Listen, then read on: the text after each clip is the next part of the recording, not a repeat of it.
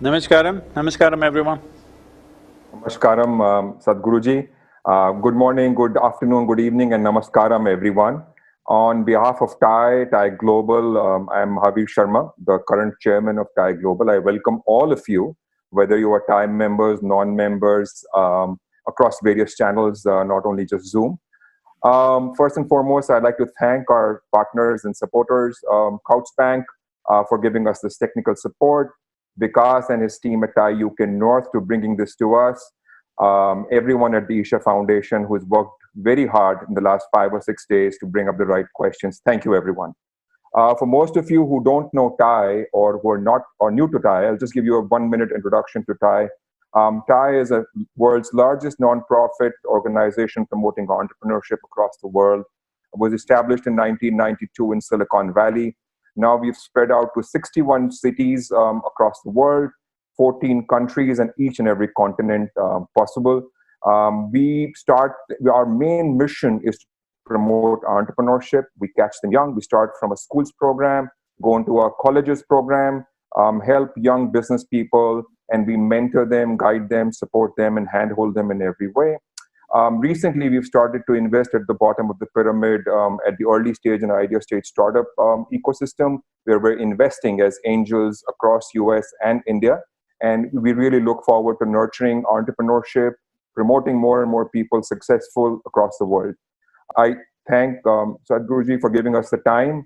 I really look forward to these 60 minutes of knowledge, which is going to be focused on young entrepreneurs, senior entrepreneurs, businesses, and professionals. Over to you, Vikas, to start off the questions, please. Thank you. Namaskaram, everyone. Welcome. My name's Vikas Shah. I'm the president of TIE UK North. And today we're joined by thousands of entrepreneurs and leaders from all over the world, brought together by our mutual interest for our remarkable guest today, Sadhguru. I first met Sadhguru through Daniel Donachie, who's in the audience today. Danny asks to make sure that your football team allegiance is still where it should be, Sadhguruji. But today, we are not here to talk about sports. We're here at a time where the world is going through one of the most profound shared experiences that we've all had since the last great outbreak of conflict.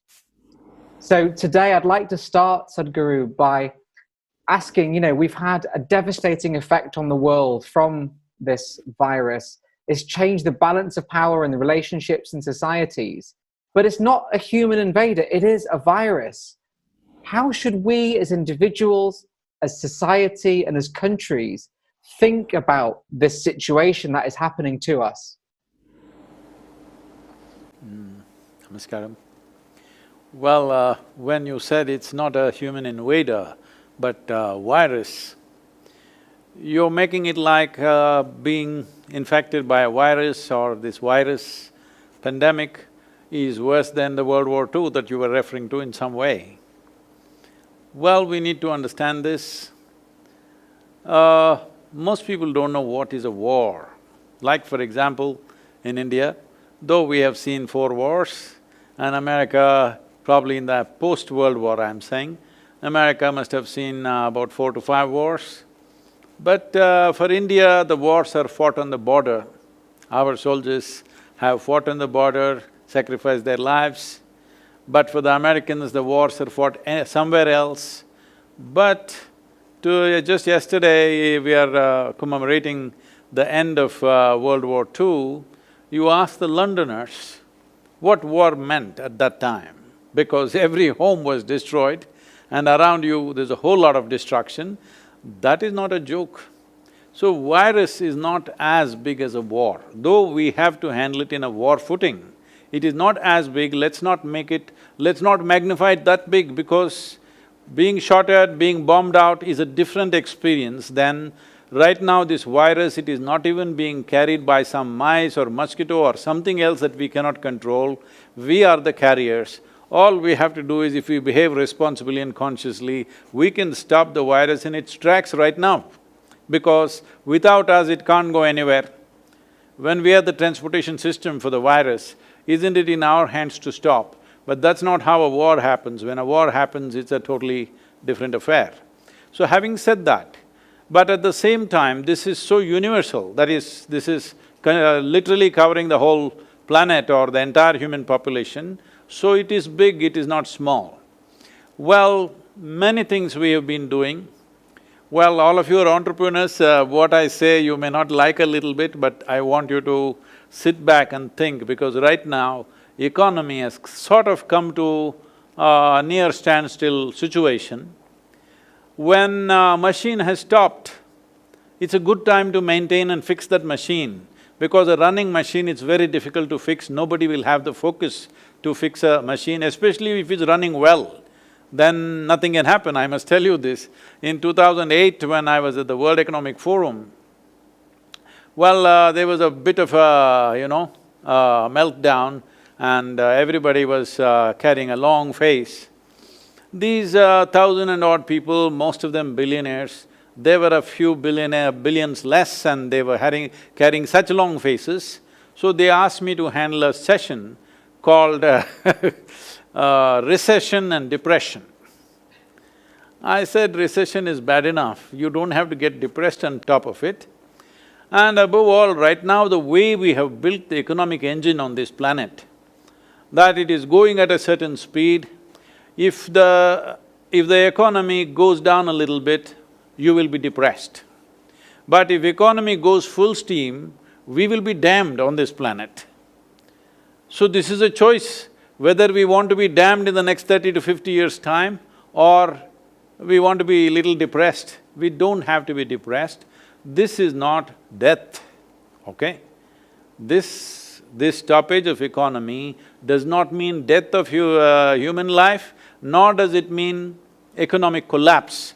It's a slowdown, for sure. It is going to hurt every one of us. As individuals, it's going to hurt us. As entrepreneurs, small enterprises, large enterprises, very mega businesses, nations, every one of us have pain to go through. One important thing is, during this period, all of us should take the responsibility of staying alive. This is the most important thing. Because we are doing business, we are doing enterprise, only because we value life. Because we thought our enterprises, our businesses will add value to our life, that's the only reason why we are doing this. So human enterprise is fine, but right now a situation has come which has slowed us down a little bit. Not a little bit, quite a bit. Certain industries may have to just close down because they won't be able to recover from this kind of a dip. And human behavior, if the virus stays on, effectively killing people for 12 months, human behavior will change quite significantly and many businesses may become redundant.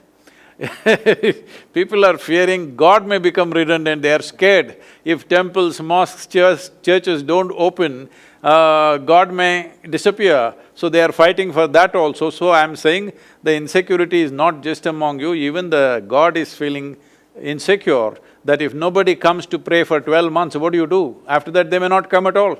They may do fine without it. So but with this as well, one of the most profound changes to society right now has been the disconnection of humanity. We've been separated from each other as businesses, as families, as groups, and fear has set in. How do you suggest that, first of all, how do you suggest we can cope with disconnection? And secondly, how can we cope with the fear when we do come to return? About disconnection, see, people, when economy was running well, businesses were running well, families were complaining that we are disconnected, there's no time for each other. Now, 6 weeks is not going to disconnect you from the world. It's a good time to connect with families, friends and everything. Anyway, we are connected, so connected with, social media and so many other ways. Anytime you can pick up a phone or send a message, we are connected. Even people who are working in the same offices were sending emails to each other, they were not talking to each other, so nothing has changed for them in many ways. So let's not exaggerate that disconnection. But is there a concern, a serious concern, not a joke? This is not going to be a joke. I am not saying this is not of any great consequence, it is.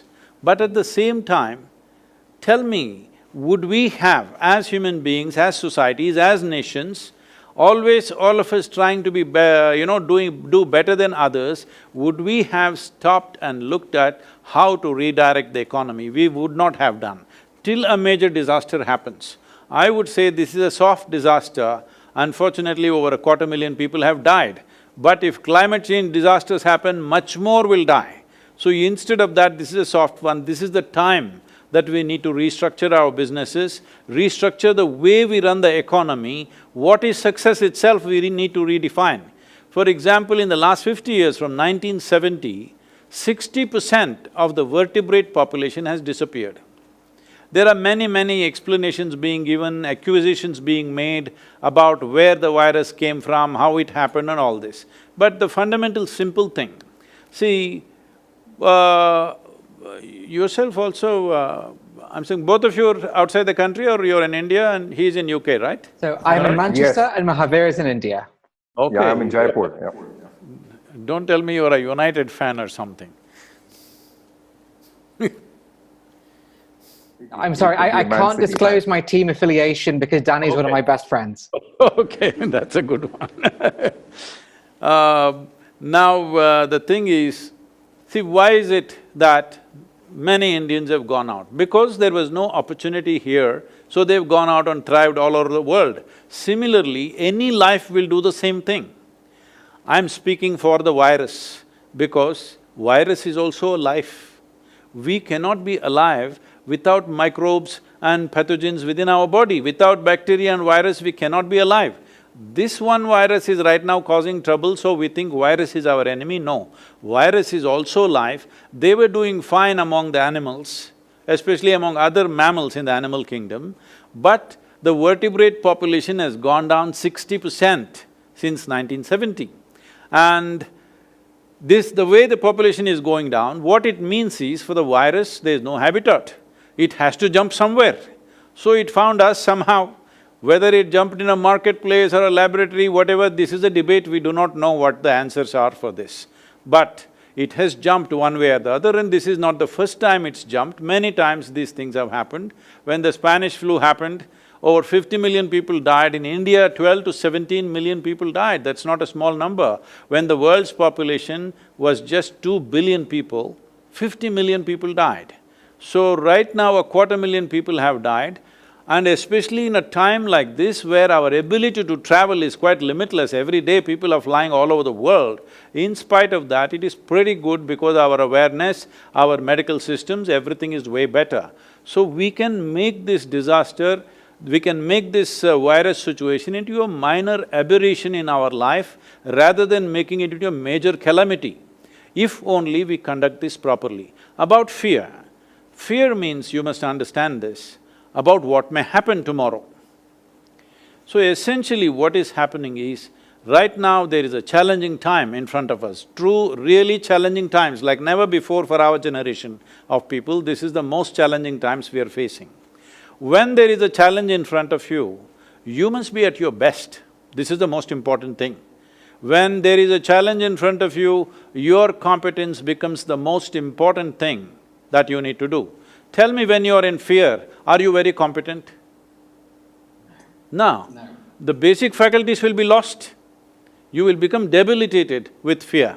So, what is the logic behind this? The thing is just this, whenever there is a challenge in front of you, your own intelligence turns against you. Right now, let's not decide what to do tomorrow because we still do not know how the virus will play out. We do not know. Everybody is making their own guesses, but nobody… I'm listening to all the scientific stuff that's going on in the world, what doctors are saying, politicians are saying, economists are saying, but the clear picture is this, we really do not know how things will be in another 2 months' time. Nobody knows for sure how it's going to play out. People are saying it's already mutated into 10 different forms, whether it'll respond to the vaccine, how many 10 vaccines for 7.6 billion people, when will you give that vaccine? These are not practical things, anything that's being spoken. So we have to wait. When we wait, the best thing to do is right now to upgrade ourselves. Upgrading ourselves means our physiological capabilities, physically we must become fitter. In the next 1 month, all of you Thai people set this up, the next 1 month, you must be at least 10% fitter than what you are right now physically. Mentally, you must be 10% sharper, I can give you tools for this. And emotionally, you must be at least 10% more balanced. Energetically, you must be at least 10% more effervescent. All these things will be most vital when you have to step out and face that new situation that we have still not figured. Let us not assume this will happen, that will happen, because we don't know what will happen. How many of us will be wiped out? How many of us will be here? How many businesses will be gone? What will be relevant, what will be not relevant? We have no clear picture, only guesswork is going on. So using our imagination, we are causing fear. Instead of that, this time around, let's invest it upon ourselves to make ourselves into more competent, more balanced and better human beings. That's the only way you can face an unknown situation.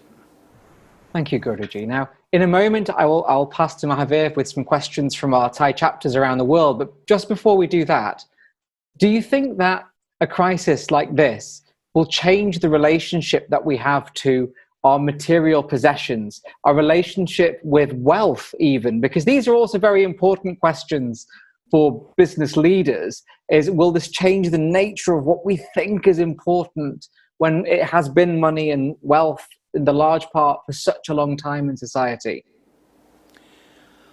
See, most human beings are existing like they're immortal. People think, most people think other people die, you know. No, you and me will die. It's just that we don't want to have an untimely death, that's all. But you and me will die, we are all dying sort. So now virus has brought the mortal nature of our existence right up in our faces, which is a very good thing. If we don't die, it's a good thing.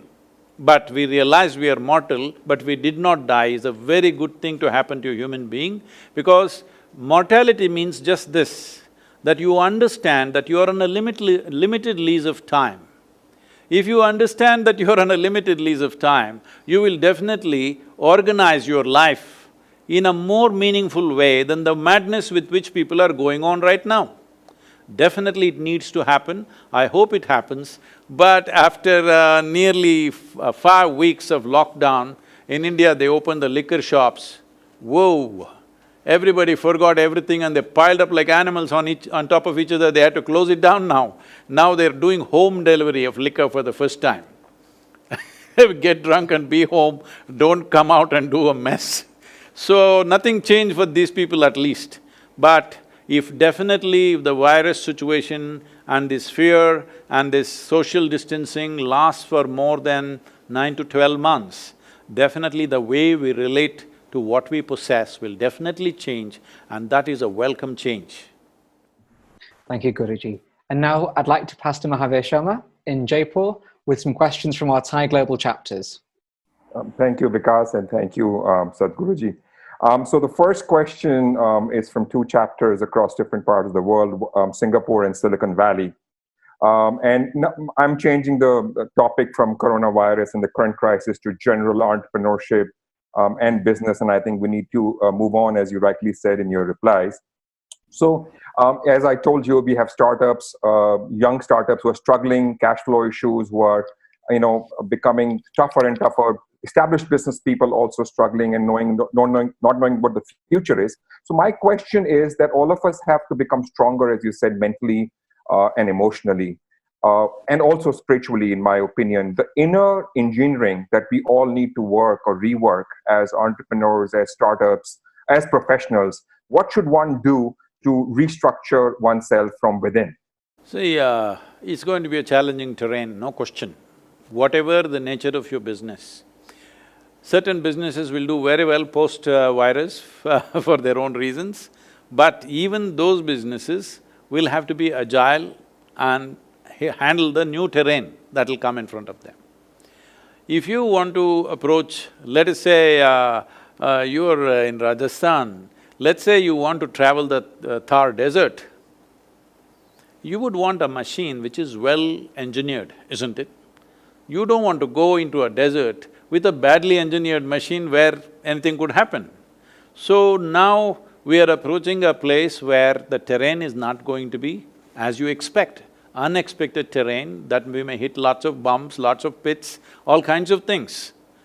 Nobody knows what kind of challenges it will throw, but we clearly know it is going to be a very challenging situation for anybody who is managing anything.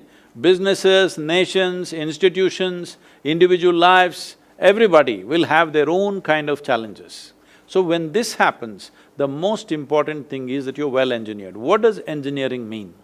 See, we say something is well engineered because it functions the way we want it, isn't it? If a machine functions the way we want it, if the building functions the way we want it, we say this is a well-engineered structure. So similarly, in your life, your body, your mind, your emotion, your energy should work for you. Just now he was mentioning about fear. Fear, anxiety, anger, resentment, hatred, whatever, anything that is unpleasant within you, for this, people may go on giving many reasons. Today, there are over 72,000 exotic names for psychological disorders of various kinds. You can give as many names as you want, but essentially what has happened is, your intelligence is turned against you for some reason, whatever the reason. Fundamentally, your intelligence is turned against you. There are only two kinds of sufferings in human life, physical suffering and mental suffering. If the virus gets us, then there is physical suffering, that's a different matter, we need to deal with it completely differently. The rest is all mental suffering. 95% of human suffering is mental suffering. What mental suffering means is, when it comes to suffering, you are on self-help. You don't need any outside help. Right now, sitting at home, you will think about something that may happen 10 days ago and already suffer something which does not exist. What is it that human beings are suffering? What happened 10 years ago, they still suffer. What happened 10 years ago does not exist. So what you are suffering is, you're suffering your memory. Or what may happen day after tomorrow, they already suffer. This means you're suffering your imagination. So if you're suffering your memory and imagination, one thing we need to understand is that as human beings, we have a very vivid sense of memory. That's why our lives are so rich. No other creature on this planet has the kind of memory and detailed memory as we have. And no other creature has a fantastic sense of imagination that human beings have. Now you're suffering your memory, you're suffering your imagination means you're suffering your evolution of becoming a human being. So most people would like to have half the brain that they have right now so that they can be peaceful. So when it doesn't work, that's why they soak it in alcohol so that half is preserved for some other time, and they feel little peaceful for some time. Well, when it goes completely out of control, the doctors even going to the extreme stage of doing what is called as lobotomy, that a part of the brain is removed. If a part of your brain is removed, no fear, no anxiety, nothing peaceful, but no possibilities either. So I'm saying, what is a possibility, you are making it into a huge problem, simply because you're not well engineered. What does being well engineered mean when it comes to a human being? You heard of… you're in UK, so you definitely heard of Charles Darwin, right? Nobody did not hear about him. He didn't come from Manchester, I think. No, he wasn't perfect, so… I get you. You must be from the city, Manchester city, that's why you're talking about perfection. Yes, sir. So, Charles Darwin went about… I'm making it simplistic, but he was saying something like this: a goat could have become a giraffe over a million-year period. A pig could have become an elephant over many more million years. But a monkey became human rather too quickly. So quickly that anthropologists are continuously looking for a missing link which they have not found yet. So what it means is, in terms of DNA difference, if you look at it, between a chimpanzee and yourself, the DNA difference is only 1.23%. 1.23% is not much of a difference. So physiologically, we are very, very close to a chimpanzee. But in terms of our intelligence and our competence and our awareness, we are worlds apart from a chimpanzee. So right now, human problem is just this: they have an intelligence for which they don't have a stable enough base, so they are suffering their own intelligence. You can call it tension, fear, anxiety, madness, misery, whatever you want to call it. Essentially, human beings are suffering their own intelligence. Intelligence is a solution. Intelligence is not a problem. Unfortunately, most people are experiencing this as a problem. This is why inner engineering becomes very, very significant. If you're an entrepreneur, you must understand you're into a venture. You're in a venture means it is just one step short of an adventure, okay? You're seeking challenges. If you did not want challenges, Rajasthan government would have been a fine place, to work. But you become an entrepreneur because you're consciously seeking a challenge. This means you're into a venture which is not an adventure but just one step short of that. That means you should not suffer unexpected situations. Unexpected situations, undefined situations means for an entrepreneur, there are a million possibilities in that. He has to look at it. Thank you so much. Going on with my next question, and nothing to do with the current situation, and this is from Anjali in New York, Ram from Thai UK North, and a team in Thai UP. What causes, and this is a very generic question, of feelings of unpleasantness, disconnect, dissatisfaction, unhappiness within oneself in life. And these things invade yourselves and actually you underdeliver or work, and that creates a challenge for everyone, and one has to compromise on whatever business or job that one is doing, or sometimes even people become procrastinated because they're comparing themselves from other people. So this emotional, and many a time people don't even know that they have these inner challenges or dissatisfactions. How does one control or deal with inner emotions and become stronger emotionally? You said underperform. What I say right now, this is not to insult anybody, but I'm saying over 95% of the human beings on the planet are underperform all the time. They may be comparing themselves to somebody else and doing little better than them and they think they're okay. It is not a way to look at life. The important thing is, am I at my fullest possibility? Whether I am better than somebody or worse than somebody, this is not the issue. Unfortunately, that's become the issue, but that's not how it should be. Whether I am able to find full expression to all that I have in me. If you go by that context, over 95% of the population is seriously underperforming.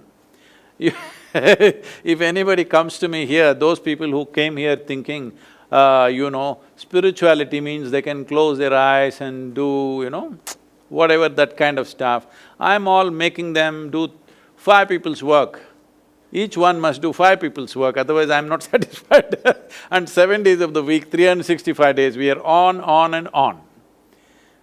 Why I'm saying this is because this is most important in a human perspective, that everything that you have should find expression. If it doesn't find expression, it'll become knots within you which will bother you, you won't even know why. Simply for no reason, simply you feel, unfulfilled, kind of like there is a bad weather within you, no matter what is happening. So you can call it by many names, as I already said, there are many ways of looking at it. One simple way of looking at it is, see, human experience has a chemical basis to it. What you call as joy is one kind of chemistry, what you call as misery, another kind of chemistry, peace is another kind of chemistry, love is another kind of chemistry, agony is one kind of chemistry, ecstasy is another kind of chemistry. So right now, we can look at it in this simple way. If you create the right kind of chemistry within yourself, you will be blissful every moment of your life. Being blissful means your body, your mind, your emotion and your energies are pleasant. Because pleasantness is very vital for a human being, and that's all you're looking for. See, you want your body to be pleasant. If your body is pleasant, we say, this is health. If it becomes very pleasant, we say, this is pleasure. If your mind becomes pleasant, we say, this is peace. If it becomes very pleasant, we say, this is joy. If your emotions become pleasant, we say, this is love. If it becomes very pleasant, we call this compassion. If your very life energies become pleasant, we call this blissfulness. If it becomes very pleasant, we call it ecstasy. If your surroundings become pleasant, we call this success. Well, all of you are entrepreneurs, that has been your focus, to make your surroundings pleasant for yourself. But when you want to make your surroundings pleasant, there are many ingredients in the surroundings. You will have to have some mastery over many people, many situations, various aspects in the world. Then only surroundings will become pleasant. For this, it is a question of competence.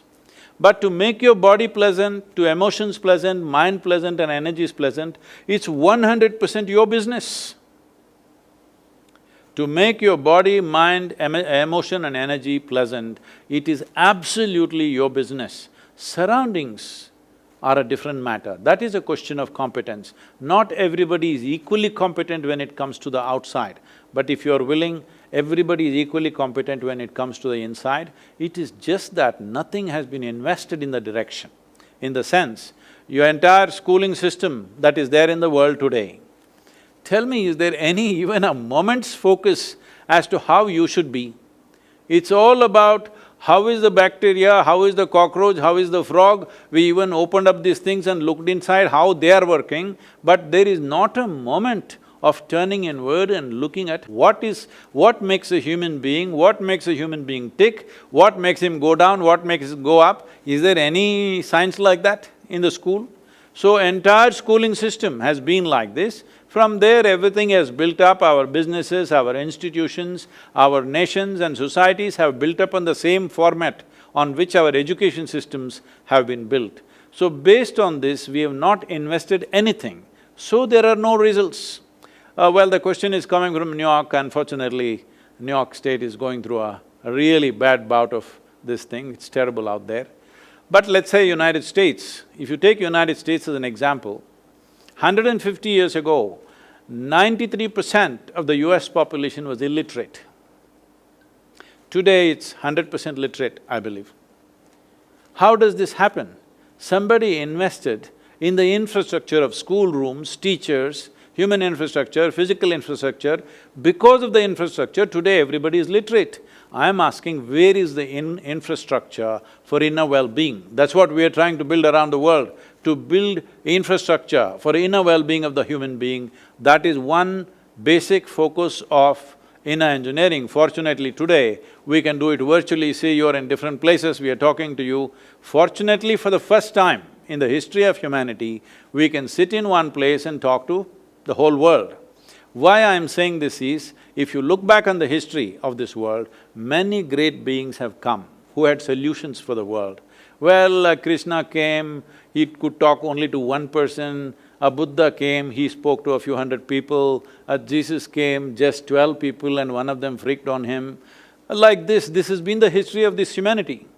This is the first time that we can talk to the entire world sitting in one place. When there is an opportunity like this, if we do not transform human consciousness, that means we are simply not interested. So this virus has given us a break from whatever we have been doing. I think this is a great time. You're all entrepreneurs, you must also look at this, how to raise human consciousness. Whatever you need in terms of material support, whatever, I'm willing to give you, Isha Foundation is willing to give you.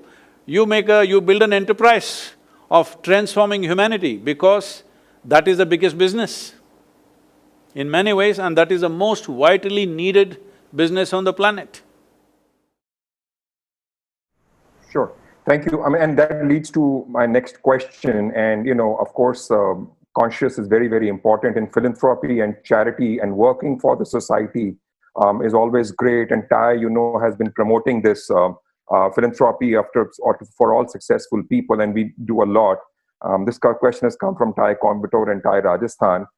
So doing charity, doing good work, doing work for social impact always makes one very happy. The inner glow, as you say, the inner strength that comes from within is very, very strong. Can you enlighten what happens, what chemistry happens in one's self when someone does good work for other people? And also, if you'd like to talk about your charities that you are working and how we can collaborate, as you just mentioned. So wherever an individual human being puts another human being or some other human being's well-being above our own, suddenly that situation becomes a very powerful situation. We have the fortune of constantly living among such people. It is the greatest fortune I have, that always I am among people who are not concerned about themselves, they're concerned about what they can do for what is around them. So that is a fantastic situation. It is good, those of you who are doing businesses, who are engaged in variety of things, families to raise and all this stuff, in that you take time to do this, it's a great thing. And you must know this joy. You must know the joy of operating beyond your limitations, because the only thing that a human being is looking for is expansion. Please look at this. Wherever you are, whatever you are right now, you want to be something more. If that something more happens right now, you want to be something more. If that happens right now, you want to be something more. If you look at this, you want constant expansion. So how much expansion would settle you for good? If you look at this, even if I make you the king or queen of this planet, you will not settle. You will want the solar system. If I give you one solar system, you will want the universe. If I give you one universe, you'll want the galaxies. It doesn't matter if I give you 1 billion galaxies, you will want something more. This is the nature of a human being, because this one doesn't like boundaries, it wants to expand. If we have this longing in a very basic physical way, that we want to be more than who we are, if it finds a very basic physical expression, this is called sexuality. You're trying to be something more than who you are. If it finds an emotional expression, we will say this is love. You're trying to include somebody as a part of yourself. If it finds a mental expression, people will say, this is ambition, this is conquest, or maybe simply shopping. No, maybe I shouldn't have uttered that word, people must be missing that activity so much and they may suffer because online shopping is open, I think. No, in India that is also not there right Only now. essential goods. Yes. So, essentially you're trying to be more than who you are. Even your acquisition of wealth, property, money, what is this? This is just about expansion. So, in a way, when you look at life, not just in terms of myself and mine, but something that's unconnected with you, you want to invest something in that life, there is a sense of expansion and that's what you're enjoying. That you must know always. This is what yoga means. Yoga means union. Not necessarily emotional or psychological, simply the way you exist, there is a sense of union with everything around you. In this union, there is ultimate pleasure and blissfulness and peaks of ecstasy which most people would never know in their life. This is something every human being must experience in this life, because we have come with the possibility. Why should we miss it? Thank you so much. Now I'll hand it over to Vikas to ask the next questions, and we would now be discussing character and the future of the society, moving on from the present. There was one part of the question which I did not answer, if I can… Yeah, I'm sorry, you forgot to talk about your charities, yes.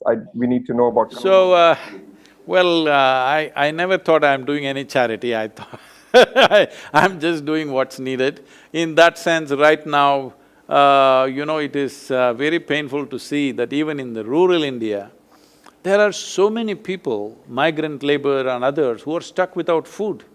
It's running into thousands every day. Our volunteers are out there ensuring that, we have created this thing that this part of Tamil Nadu doesn't have a single case of virus infection, because our volunteers are there taking care of this, supporting the police, supporting the government officials, serving food to all those people, no movement. Not a single case has appeared in this entire region of Tamil Nadu because we are on the ground.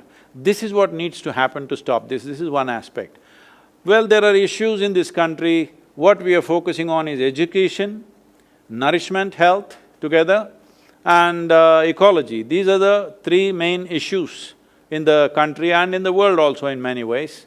So in terms of ecology, we are largely focusing on changing the policy. Right now, we're in the process of unrolling a movement called Conscious Planet. It's been pushed by 6 months because of this virus, but we will be rolling it out later on. We want all of you to be a part of this. The idea behind this is just this. Right now, if we don't make the corrections, if we do not make the correction, even now the number of people dying in the cities is way higher. Even during Spanish flu, this was true. Wherever the particulate matter was beyond 2.5 micrometers or whatever, there Always the deaths were higher even during the Spanish flu, and the same is happening now. So the number of people who die just because of pollution causes is very, very high, and those people are also susceptible to these kind of things. Having said that, to bring down the pollution, people are thinking electric cars, this, that, yes, all that needs to happen. But the most important thing that needs to happen is a mass transport system which is super efficient. Then naturally people will go by that. There are many plans for which policy changes we have put forth to the government. They have become the official policy recommendations for all the states in India.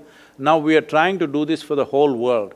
What we are looking at is just this: ecological issues should become election issues in every country. For this to happen, we have a list of 3 top political parties in every nation, all the 187 nations which have democracies. We have top 3 political parties and we are approaching them. And at the same time, see, the political parties will not do anything unless people really want it. So we are seeing how to touch 3 to 3.5 billion people to vote for, for simple things. We are making… Right now, whatever ecological information that's out there is all like PhD stuff. Nobody understands what it is. The common man on the street has no clue what it is all about. We are making this into 5 things that must happen in your country. We are making the world into segments in terms of latitudes or geographical segments of equatorial region, tropical, subtropical, temperate, like this. And in this region, if your country is there, what should happen? What are the 5 things that must happen? 2 or 3 things that should never happen in your country. We want to make sure at least 3 to 3.5 billion people, because 5.26 billion people have franchise in this world. That means they have the power to elect a government. If 3 billion people understand these 5 things and they vote, they will say, yes, we will vote for this. This means it will become an election issue. So we are seeing how to get to the 3 billion number. We have various plans, we will come to you sometime. Please, all of you should stand with us, because this is a must happen. Because right now, about 25% of the world's land is untouched and pristine. It is estimated by 2050, only 10% will be left, and populations will touch nearly 10 billion. Well, that is a calamity by itself. Absolute calamity, you don't need any virus. If we become 10 billion people and forests have reduced, no enough forest cover and green cover in the world, this will be a disaster. But right now we have a phenomenal chance to change a few things. See, of the 51 million square kilometers of land which is being used for agriculture in this world, 40 million square kilometers of land is used only to raise animals and their food because of meat consumption. If meat consumption is brought down by 50%, people don't have to give it up. If they bring it down by 50%, 20 million square kilometers of land will become available. 20 million square kilometers means you can plant 1.2 trillion trees. 1.2 trillion trees means everything, all the carbon that you have thrown out into the atmosphere, in 15 to 20 years' time it will fully absorb. That's what it means. This can be done, and it can be a huge business by itself. Timber can be a huge business by itself. We can crop the timber, but in a calculated way, this can be done. This can be a major business. As meat industry goes down, this can be done. This is a big enterprise by itself. You must look at that. Above all of you should stand with us for Conscious Planet. Thank you so much, and we will help you reaching out to masses across the globe and educating people about what you said. We'll share a document with your team. Over to you, Vikas, to take it forward, please. Thank you. Guruji, over the last 4 or 5 years in particular, we've seen so much disharmony, disunity and fractures emerge in our society, whether we look at referendum or elections or whatever it might be. And we do, as you said, need to come together as a society for many important causes such as the environment. But why are we still turning to those base instincts such as hate and isolation? And how can we build a society which is more unified regardless of religion or opinion or background, because that is so important for us? See, that's what it looks like on the surface, but essentially this is happening because economics has become the most significant aspect of human life right now. Once economics becomes the most significant aspect, what have you got, what do I have? This is the whole calculation all the time. So, when it's all based on this, naturally people will polarize themselves because they know there is strength in unity and brotherhood of their own. So, it may look like religion on the surface, it may look like so many other things, but if you look at it, the underlying force is economic concerns. Now, your Brexit you're talking about is an economic concern, it's not a racial thing or even a national thing, it is more an economic concern. So, economy or economic well-being has become the only concern. There are no other concerns in human life.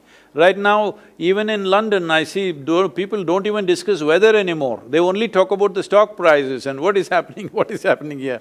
Even if you sit around, I'm saying, I was somewhere where about four, senior ladies were sitting, and I sat with them for a small tea or something. Even they're talking about stock prices. I said, don't you discuss weather or local gossip anymore? No, all that is gone. The only gossip is economic gossip.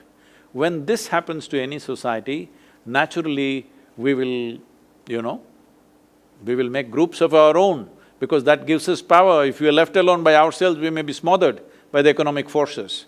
So, we need to change this in many ways. If I say this, it looks like I'm rubbing, insult to injury. Right now, the economy has slowed down. This is a time for all of us to rethink many things about our lives, how we are living. Is this the way we as human beings should exist on this planet? Is it really… the way we are existing is quite unbecoming of being human. We are as violent or worse than any other animal creature. An animal functions out of its instinct. Instinct essentially means a crystallized amount of memory within itself in its evolutionary scale, and from that memory it operates. The significance of being human is whatever our instincts are, whatever our genetic background and evolutionary background is, this moment you and me can function, we have a discerning mind that we can function consciously, no matter what our history says, what our genetics say, what our evolution says, whatever it is, the background, still we can stand above that and act consciously because we are the only ones who have a discerning mind which can act beyond our own instincts. If we do not exercise this, we are not really full-fledged human beings, that's what it means. Wow, and in a moment I'll hand over to Mahavir as well to give an official vote of thanks for today. But one final question, if I may, Guruji, which is, right now we're all introspecting, we're all, on our own or, in small groups, and it's causing us to almost focus on some of the negatives that we are seeing in society. But how can we make sure that we look outwards? How can we make sure that we see beauty and positivity even in a time of great crisis and uncertainty? The negativity is coming from… I think all of you are trying to practice astrology. You're planning to probably start an astrology company, so you're trying to make predictions about which you have no clue. Don't make predictions right now. Just carefully watch what's happening in the world, every little bit that's happening, because you're an entrepreneur, there could be 1,000 opportunities in many things that are happening. This may make me look like, oh, what is he talking when there's a human disaster, you're talking about enterprise. Well, enterprise matters because the success of a nation no more depends on its military might or even on its political circus that it does. Essentially, it depends on the success of its businesses. So it is very important that business people don't become astrologers and start making predictions and gloom and doom stuff. No, you just wait, it's okay. When we step out onto the street, let's see what to do. We must watch carefully. But the most important, as I already said, is This is a time that you will never get again probably in your life. Till now, since you started your enterprise, I'm sure nobody gave you an 8-week break, isn't it? Simply impossible even to think. Yes. Even I'm I'm here at the yoga center continuously for 2 months, which I have not done in 40 years. So I'm thoroughly enjoying my stay here and doing the best we can do. We have to completely reinvent ourselves to function in the new world because our programs are always 10,000, 15,000, 25,000 people. That's not going to happen in the next 12 to 24 months probably. Wow. No, thank you Yes. so much. And So, if I may, Guruji, I'll at that point I'll hand back to our global chair, Mahavir Sharma. But thank you so much for joining us today. you must do in engineering. Thank I've you. already Yeah. registered. Thank you, Vikas. Guruji, there is all of us in our lives, 40, 50 years, have done something or the other wrong or taken steps that have turned out to be wrong. There's always a sense of guilt at times of what we had done in the past. Someone from Florida is just asking the fact that he moved to the US 2 decades ago. Suddenly he feels that he was selfish and he moved out of India. He cannot prove his loyalty, love for India. And most NRIs or non-resident Indians or non-resident countries, people always feel that towards their country and they get, they can't prove themselves or they can't prove it to the world that their love for both the countries is equal and is parity. How does one get rid of this guilt, specifically this or generally this? See, right now right now, one thing that we have in India plenty is human beings, all right? We are nearly 1.35 billion people. For these 1.35 billion people, we don't have the economy, the size of economy that would properly serve these human beings. Right now we are striving to build that. Economy we will build, we are confident about that. But we don't have enough land for 1.4 billion people to live well. We don't have enough water for 1.4 billion to live well. We don't even have a piece of sky for 1.4 billion people to live well. So, our thing is to produce very competent, focused, inspired and balanced human beings and export them to the rest of the world. If 500 million people if we export, the whole world is ours, what is the problem? Geographical boundaries should not be so restrictive, all right? Nation is just an idea. Nation is just an idea in our mind. We have love for things that we have gone through in our childhood and where we have seen and grown up. That is perfectly fine and that's wonderful because a human being is as complex and as capable and as sophisticated simply because, as I said, vivid sense of memory we have. We must celebrate that memory, we must remember that memory.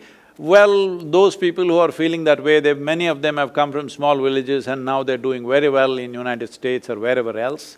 Well, they can take up one village and take care of it. You tell me if you want to take care of any village in southern India, we will take care of it for you if you contribute. We will see all the children in that place are educated and many more people like you are produced and I am not talking about brain drain, this drain. We have enough brains and enough bodies, we can send them around the world. This is another way of conquering the world out of our love and inclusion, not by conquest. So, they don't have to feel guilty, they just have to do well. And if they have the needed resource, they can take up something in India which will make a difference. Don't take up something else, some fanciful romantic stuff. The only thing that you need to take up is children, education and ecology, this is it. Because we have people and people, if we produce very focused, inspired and competent population, we will be a great miracle. If we fail to do that, this 1.4 billion people will be a great disaster. So we intend to make this into a great miracle because that can only happen by investing in people. But now we are little concerned with this virus because last 20 years, we have pulled out 240 million people out of the poverty, below poverty line. But now, if this lasts for 12 months or more, that 200 million plus people may go straight back below the poverty line once again. That is our concern. So, the most important thing that needs to happen is nourishment, Education and ecological concerns are there. If these three things you can contribute and attend to, please do that for India. But you don't have to feel guilty about your well-being. No, not at all. Thank you. One last question. I think I can squeeze in 4 or 5 minutes to go and pull you into the debate of life versus livelihood. US is, leaning towards livelihood and economy. Indian government is in a dilemma. Red, green, orange zones don't have as much of a business or economy. Red is where all the problem is. What is the right balance? What is the future immediately for us as entrepreneurs or the government? And is there a balance somewhere? See, this is not about taking sides. We should not take sides at times like this. Unfortunately, people are so geared to always take this side or that side. That's not it. As I said, we do not know how it'll unfold in the next 2 to 3 months. When the Spanish flu happened, in the first wave, immediately after World War I, when the first wave happened, started in the month of January, it killed about 6 million or 7 million people. People thought it's over. But it came back in August, September and killed over 35 million people straight away. And it again came back next year to kill some more people, but that second wave was the biggest one. Is this virus going to behave like that or not? We do not know.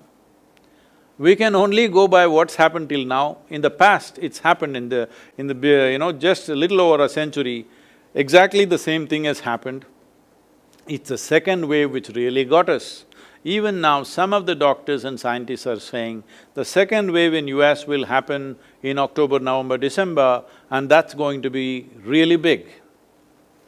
Well, if that is the thing, you step out and kill 2-3 million people or 10 million people or whatever, I don't know how many, unfortunately, that will not be good in terms of livelihood. Even if we look for livelihood, coming out and protesting in thousands together, openly defying the simple care that you need to take so that it doesn't spread, talking about, see, scientific language like herd immunity, this and that, without understanding what it is.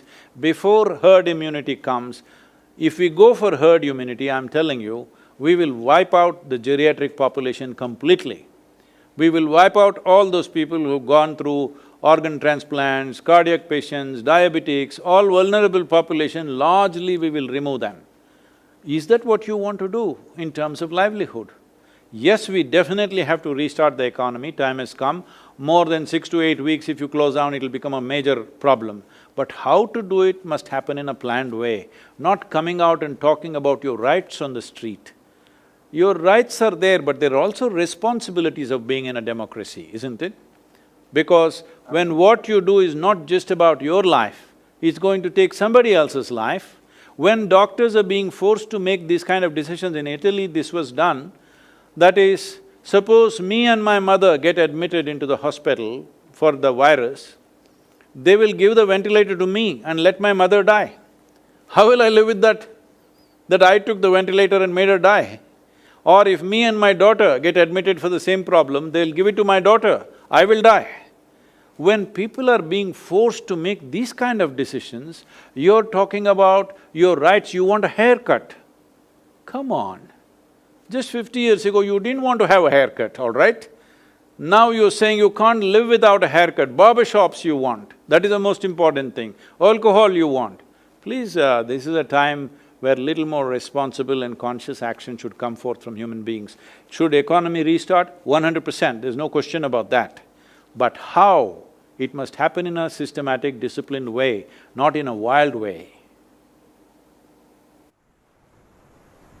Well, thank you so much for such great, insightful answers to our questions raised from across the world. On behalf of TIE, all its members and the entire fraternity, I would like to thank you and Isha Foundation for bringing this up to us. We will collaborate and work with you closely in social impact and environmental issues soon. And thank you, Couchspank, once again. Thank you, Vikas. Thank you, Peter, for doing a fantabulous job. Thank you, everyone. Namaskar. Thank you very much, all of you. Thank you.